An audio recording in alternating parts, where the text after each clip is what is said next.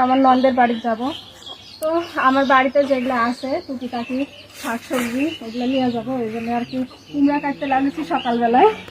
তো আপনাদের ভাইয়া বলছিল যে তাড়াতাড়ি রেডি হোক, তো রেডি তো হতে হতে তো সময় লাগে, একটা জায়গায় যাবো জিনিসপাতি গুছাই। আমি তোমাকে বলেছি যে তুমি সকাল 10টার মধ্যে রেডি হবে, এখন 11টা বাজে, এখন পর্যন্ত রেডি হতে পারোনি। তুমি তো বুঝবেন না সংসারে কত কাজ আছে, ওগুলো সারাতে তারপরে তো যাইতে হবে। তো আমার একমাত্র ছোট বোনের বাড়িতে যাব আজকে আমরা।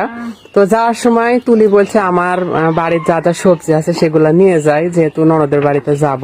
আর আমার নিজের হাতের জিনিসপাতি নন্দের বাড়িতে নিয়ে যাবো, কত আনন্দ লাগে। হ্যাঁ, তো আমি আবার বাজারে গেছিলাম, বাজারে ও বেগুনও তুলে এনে। আর এই যে এখানে কিছু বেগুন, আমাদের গাছের বেগুন এইগুলা। এতদিন পরে বোনের বাড়ি যাব, তো খালি শাকসবজি লিয়ে তো আর যাওয়া যাবে না, তো ভাইয়ের বাজারে দেওয়া পাঠাচ্ছি। আপনাদের ভাই আমি আসলে বাজারে গেছিলাম কিছু ফলমূল আনার জন্য, এই জন্য আমার দেরি হয়ে গেছে। তারপরে আমি 10টার মধ্যে পৌঁছে গেছি বাড়িতে। আমি বলছিলাম যে তুমি সবকিছু রেডি করে রাখো। বাবা আমি ফাঁকাটা লিয়ে আইরে, আমি চাইতে পারবো না। তো আমরা শুধু একা একা যাচ্ছি না, তাই না তুলি? হ্যাঁ, আমার এক ননদ যাবে, তার মানে চাচাতো ননদ। এই যে এটা হচ্ছে আমার চাচাতো বোন, আর এটা হচ্ছে চাচাতো বোনের মেয়ে। তো আমার চাচাতো বোন সবসময় আমাদের সব কাজে হেল্প করে।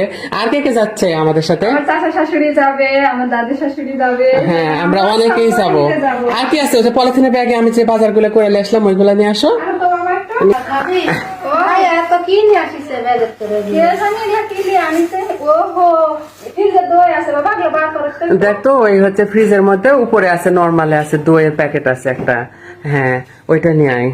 তো যাই হোক, অনেকদিন পরে যাব, আর বছরের শেষ আম, তো ভাবলাম নন্দের জন্য একটু আম লিয়ে যায়।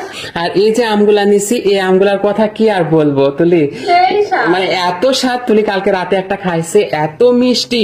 তো এইগুলা আম হবে যে এরকম হবে, হ্যাঁ, কিন্তু পাকলে পারে এরকম একদম হলুদ হয়ে যাবে। তো এই আমের নাম কি তুলি? গুড়মতি। গুড়মতি। এই আমের নাম হচ্ছে গুড়মতি। তো আপনারা যারা যারা এই আমগুলা পারচেজ করতে চান বা নিতে চান, স্বাদের ভুবন এই ফেসবুক পেজটি আমার ক্যাপশনে দেওয়া থাকবে, অবশ্যই সবাই চেক আউট করে আসবেন।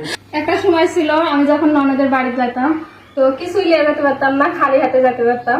তো এখন আলহামদুলিল্লাহ আমার সাধ্য মতো এখন যাই হোক, আপনাদের ভাই আমাকে আনে দিছে এই ফলগুলা, তো এইগুলা নিয়েই আজকে যাবো। তো এই যে আমার যে চাচি, ভাইরাল চাচি, এগুলা কলা দিল আমার বোনের জন্য। এই কলাগুলা নিয়ে যাব আমার বোনের বাড়িতে। আসো তুলি, তাড়াতাড়ি আসো।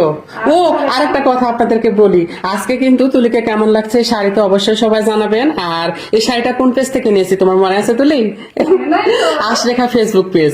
আশরেখা ফেসবুক পেজ থেকে এই সুন্দর শাড়িটা তুলির জন্য নেওয়া হয়েছে। এটা কিন্তু একটা হাফ সিল্কের শাড়ি। আসলে হাফ সিল্কের শাড়িগুলো যতই পুরাতন হোক না কেন, লন্ড্রি করার পর কিন্তু আবার নতুন হয়ে যায়, তাই না? আর এই শাড়িটার আঁচলটা কিন্তু সবচেয়ে বেশি সুন্দর। তো এই সুন্দর সুন্দর শাড়ি, শুধু এই শাড়ি না, আরো বিভিন্ন রকমের শাড়ি আপনারা পেয়ে যাবেন আশরেখা ফেসবুক পেজটা আমার ক্যাপশনে দেওয়া থাকবে, অবশ্যই সবাই চেক আউট করে আসবেন। আর সবাই কিন্তু অবশ্যই জানাবেন এই লাল টুকটুকে শাড়িতে তুলিকে কেমন লাগছে, তাই না তুলি? আচ্ছা না, ব্যাগে সব ভরে নাও একদম। মানুষ এরকম দেরি করে, আধা ঘন্টা থেকে রেডি হয়ে বসে আছে, ছোট বাচ্চা আছে, বুঝতে পারতেন না? সবাই যাও, গাড়িতে বসো।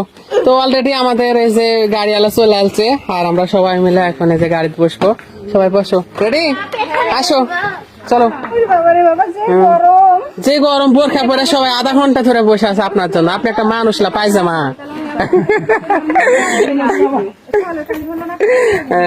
বসো, সবাই বসো।